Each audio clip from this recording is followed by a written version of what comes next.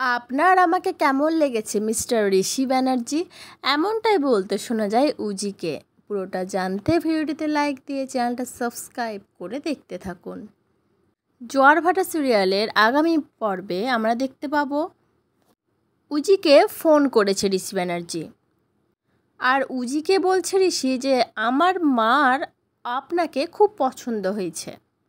আর পাশে দাঁড়িয়ে তো নিশা সবটা শোনে। তখন নিশা উজিকে বলে, এই জিজ্ঞেস কর যে আপনার আমাকে পছন্দ হয়েছে কি না।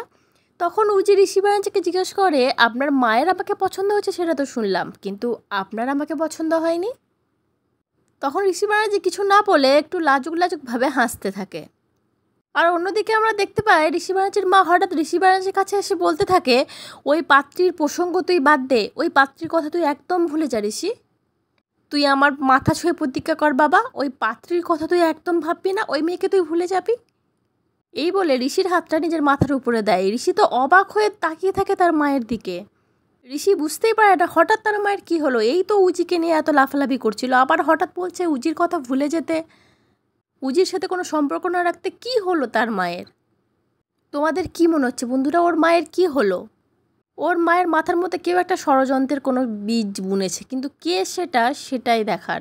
তোমাদের কি মনে হচ্ছে অবশ্যই কমেন্ট করে জানিও। পরবর্তী আপডেট নিয়ে তাড়াতাড়ি আসি, সঙ্গে থেকো, সাথে থেকো, চ্যানেলটা সাবস্ক্রাইব করে দিও। ধন্যবাদ।